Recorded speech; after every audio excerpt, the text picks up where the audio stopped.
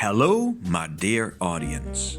Today we're gonna visit a house that doesn't exist anymore. It's a sad story of a masterpiece by John Lautner that was demolished. The Concannon House was located next door to another, more famous design by John Lautner, the Sheats Goldstein residence. Both houses were owned by the same person, James Goldstein. But here comes the strangest part of the story. While Goldstein meticulously maintains this house, he easily tore down the other house.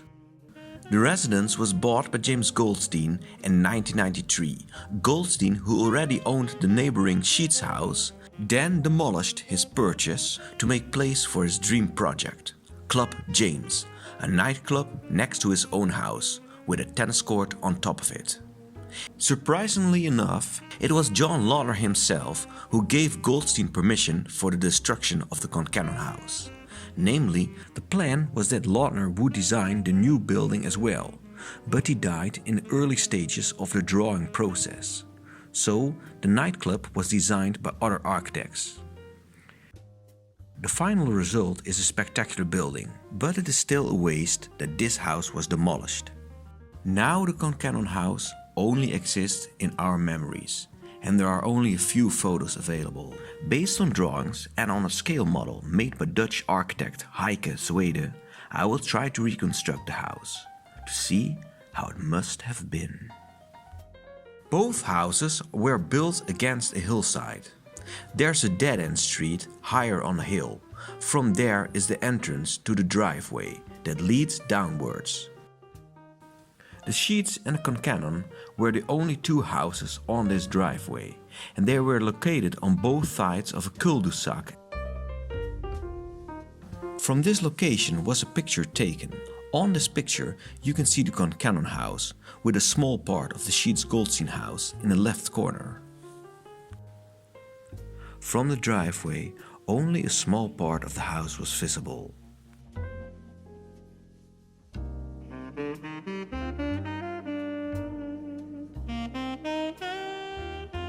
The Concannon House was built on a flat piece of ground that was enclosed by a steep climbing part of the hill at the backside and a steeply descending hillside in the front. The higher part of the hill was curving towards the valley and was enclosing the garden from the left. The garden was further enclosed by the garage at the right.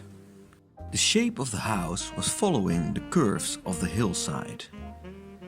Architecture that mimics the shapes of nature is a common trademark by John Lautner. When you look at the floor plan, you can see that the layout of the house was made out of curving lines, creating many oval and elliptical shapes.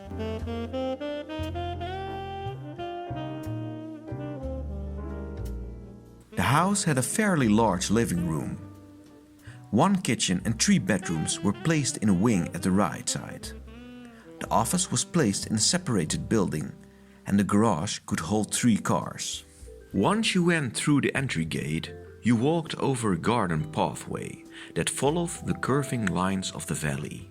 The pathway was covered by a pergola with flowers, and it was not possible to oversee the distance.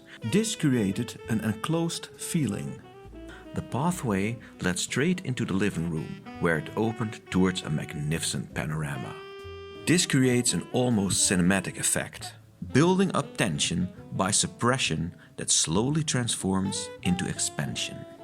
In contrast to the graciousness of the living room was the intimate feeling of the garden, which looked like a patio because it was enclosed by the natural wall of the steep climbing hillside. Many lines of the window frames and pergola were creating interesting perspectives. The commissioners loved sunlight, and therefore they wanted to have the house as transparent as possible. So the house had many windows from floor to ceiling, almost like a greenhouse. After walking through the front door, you had to descend a few steps into the sitting area. But first we go to the left and take a look where the office once was.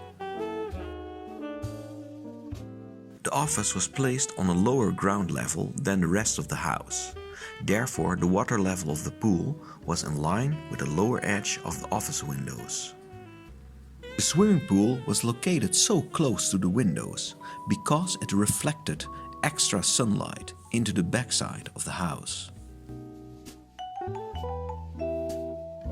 A small glass corridor was connecting the separated office with the main building.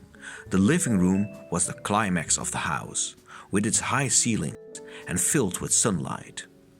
Surrounded by landscapes on three sides and cantilevering the hillside, it provided magnificent views over the valley.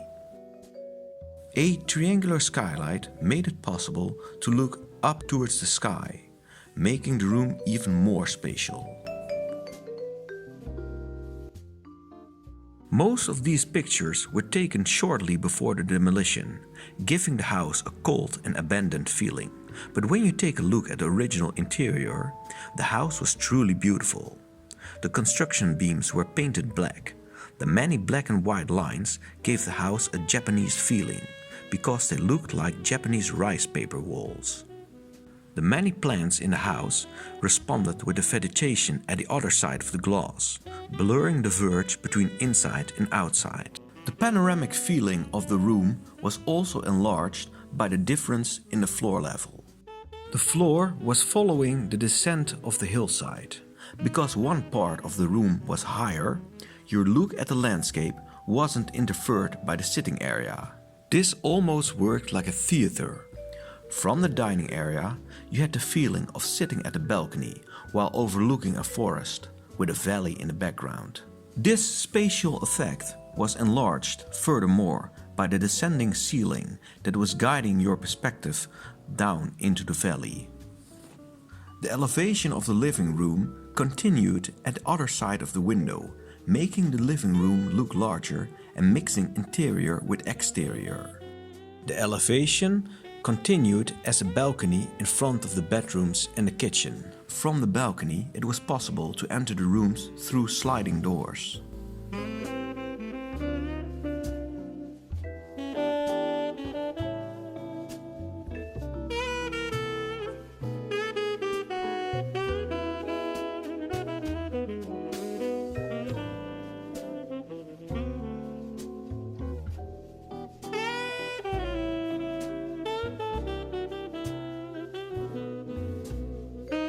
The bathroom was sunlit by an entire wall made of frosted glass.